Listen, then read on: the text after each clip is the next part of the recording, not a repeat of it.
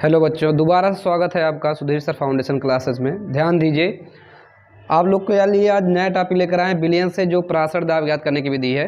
तो मेन विधि आपका क्या है? बर्कले और हार्टले विधि।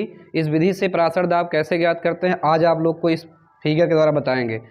फिगर का पहले एक काम करिए, स्क्रीनशॉट ले लीजिए ताकि आपको बनाने में आसानी हो। तो फिगर का स्क्रीनशॉट ले लीजिए, फिर उसको मैं बताना शुरू करता हूँ। चलिए ठीक है, आगे देखिए। पहले इस विधि में लिखेंगे क्या? विधि में पहले जो जो चीज़ प्रयोग किया गया मैं उसके बारे में बता दे रहा हूँ। इधर देखिए कीप प्रयोग किया गया है। कीप में आपका क्या होता है? जल होता है। क्या होता है?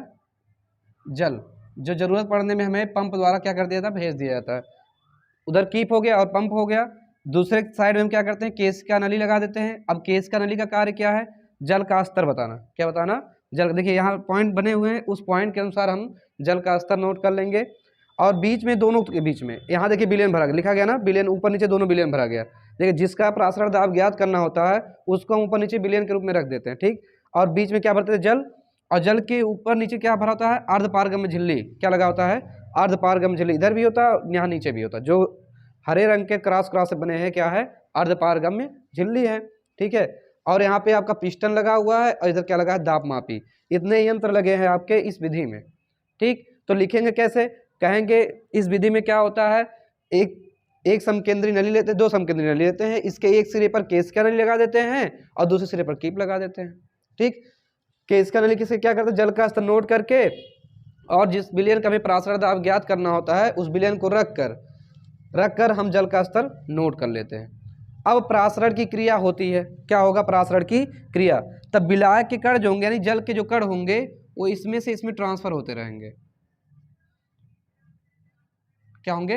ट्रांसफर होंगे। तो इसका जल का स्तर क्या होगा? घट जाएगा। मान लीजिए यहाँ तक आ जाएगा, यहाँ पे पहुँच गया। अब पहले यहाँ पे था ना, अब यहाँ से इतना डाउन हो गया हो, ठीक। तो अब क्या करेंगे? हम पिस्टन से दाब डालेंगे। जो पिस्टन लगा हुआ है इससे क्या डालेंगे? दाब। और तब तक दाब डालेंगे जब तक जल का अपना पूर्ण अवस्था पे ना आ जाए। जिस जगह पहले था उस अवस्था जब तक नहीं आएगा तब तक हम क्या करेंगे? दाब डालेंगे।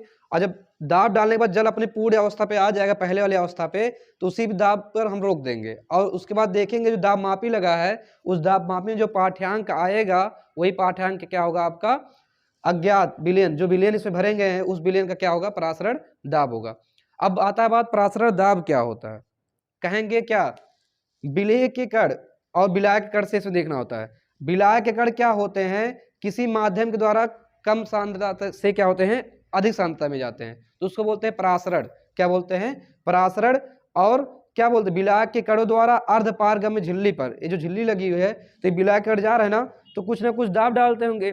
तो विलायक के कण जो अर्धपारगम्य झिल्ली पर दाब डालते हैं उस दाब को क्या बोलते हैं? प्रासरण दाब कहते हैं। तो देखिए अर्धपारगम्य झिल्ली दो मेन वैसे हैं, जंतु झिल्ली, वनस्पत झिल्ली।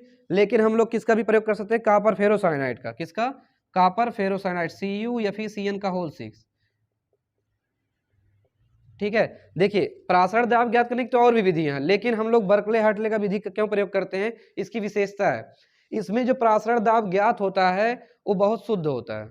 क्या होता है? शुद्ध होता है। अगला इसमें क्या है कि जो अर्धपारगम्य झिल्ली लगाई गई है उसकी टूटने की संभावना बहुत कम होती है। क्यों? क्योंकि दोनों तरफ आपका विलयन भरा गया है और जल को हम आवश्यकता अनुसार बढ़ाते रहते हैं उसमें।